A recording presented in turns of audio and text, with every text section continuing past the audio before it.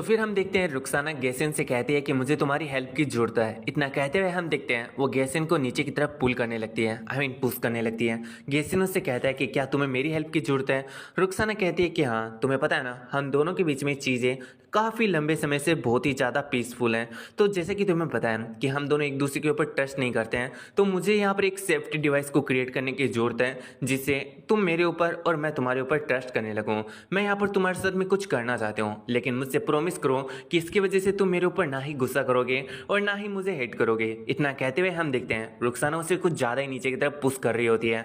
बेचारा गेसिन यहाँ पर ब्लश करने के अलावा और कुछ कर भी नहीं पा रहा होता है। अब जब रुखसाना कुछ ज़्यादा यहाँ पर लाइन क्रॉस करने वाली होती है तो गेसिन उसे पकड़ लेता है एंड उसे कहते हैं कि तुम्हें क्या लगता है कि तुम क्या कर रही हो। वहीं हम देखते हैं रुखसाना गेसिन को रोकते हुए देखकर सोच रही होती है कि ये काफ़ी जेंटलमैन है। इवन इस सिचुएशन के अंदर भी इसने खुद के ऊपर कंट्रोल करके रखा है। वैसे इतना तो मैंने इसे एक्सपेक्ट करके रखा था।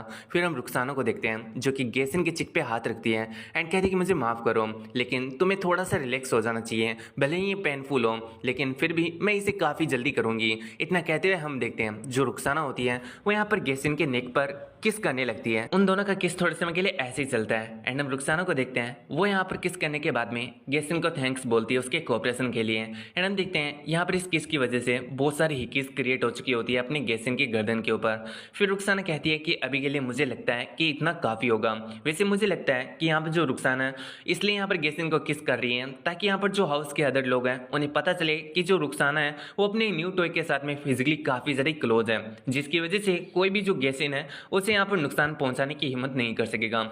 फिर हमारा सीन शूट होता है और हमें गार्डन का सीन दिखाया जाता है जहाँ पर हम देखते हैं लांटे एग्रिस डियोन एग्रिस के पास में खड़ा होता है एंड यहाँ पर जो रुखसाना होती है उन दोनों को देखकर हमें बता रही होती है कि ये दोनों काफ़ी ज़्यादा सेम दिखाई देते हैं। तभी हम देखते हैं डियोन रुखसाना को यहाँ पर नोटिस कर लेता है, जिसकी वजह से रुखसाना भी वहाँ से चल देती है। वो बताती है कि आज से 5 साल पहले जो एसिल है उसे मार दिया गया था क्योंकि वो अपने टारगेट को एलिमिनेट नहीं कर पाया था, लेकिन जिसने उसे मारा था यानी इस जॉब को डन किया था वो कोई और नहीं बल्कि यहाँ पर डियोन एग्रिस था, जिसकी वजह से मैं उसे हेट करती हूँ।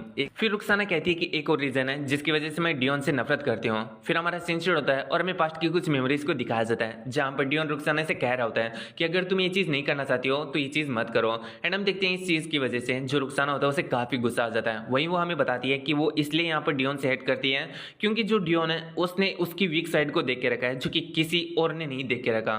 फिर हम देखते हैं रुखसाना अपनी सोड को उठा लेती है एंड डियोन से यहाँ से दफा होने के लिए कह देती है। एंड हम देखते हैं वो यहाँ पर एसिल के सामने चली जाती है। तो बेसिकली कोई हेलुसिनेशन टेस्ट था जहां पर यहाँ पर अपनी जो रुखसाना है उसे एलिस को खत्म करना था। तो यहाँ पर जो रुखसाना होती है वो आंसुओं के साथ में एसिल को देखने लगती है जो कि उसे कह रहा होता है कि रुखसाना मैंने तुम्हें काफ़ी ज़्यादा मिस किया। लेकिन हम देखते हैं जो रुखसाना होती है उसे ख़त्म कर देती है क्योंकि उसे पता होता है कि उसका जो भाई है वो ऑलरेडी मारा जा चुका है। उसके सामने जो है वो सिर्फ और सिर्फ हेलुसिनेशन है और अगर ऐसा ही चलता रहा तो वो यहाँ पर है ना बहुत ही ज़्यादा कमज़ोर हो जाएगी इमोशनली भी। इसलिए हम देखते हैं वो उस हेलुसिनेशन को पूरी तरीके से खत्म कर देती है। फिर हमारा सीन शूट होता है और हमें दिखाया जाता है वापस से प्रेजेंट टाइम का सीन जहां पर हम देखते हैं जो रुखसाना होती है वो एक जगह पर बैठी होती है। तभी उसकी मेड उसके पास में आती है एंड कहती है कि जो लेडी मारिया है उन्होंने आपके लिए एक इनविटेशन भेजा है। अब इस चीज़ को देख के रुखसाना मन में सोच रही होती है कि हाँ मुझे पहले से पता था कि ऐसा ही होने वाला है। फिर वो सोचते हैं कि थोड़े समय पहले ही जेरेमी मुझसे माफ़ी मांग रहा था क्योंकि उसने जेसिन पेडेलियन का यहाँ पर जो नाम है उसे मारिया के सामने मेंशन कर दिया था। वैसे भी मैं यहाँ पर जो जेसिन है उसे वहाँ पर नहीं ले जाने वाली हूँ, लेकिन इन्विटेशन कार्ड पर साफ साफ लिखा होता है कि प्लीज आप यहाँ पर जो पार्टी है उसे अपने फेवरेट टॉय के साथ में अटेंड करना। फिर रुखसाना सोचती है कि जो मारिया की टी पार्टी है वो कल होने वाली है। ऐसी छोटी मोटी जो टी पार्टी है मारिया की वो मैं सेकंड टाइम अटेंड करने वाली हूँ, तो मैं बस यही होप कर रही हूँ कि वहाँ पर कुछ भी बुरा ना हो। फिर हमारा सीन शुरू होता है और हमें अगले दिन का सीन दिखाया जाता है जहाँ पर हम देखते हैं जो रुखसाना होती है वो टी पार्टी में एंट्री मारती है एंड सभी लोगों से कहती है कि क्या सबसे ज़्यादा लेट मैं ही आई हूँ। तभी हम देखते हैं मारिया को जो कि कहती है कि रुखसाना तुम्हारा वेलकम है, तुम यहाँ पर आकर बैठ सकते हो। एंड हम देखते हैं जो रुखसाना होती है वो सच में काफ़ी ज़्यादा ब्यूटीफुल लग रही होती है एंड वो मारिया से कहती है कि तुम्हारा थैंक्स जो कि तुमने मुझे इनवाइट किया। एंड हम देखते हैं इसी के साथ में जो चैप्टर होता है वो पूरी तरीके से खत्म हो जाता है।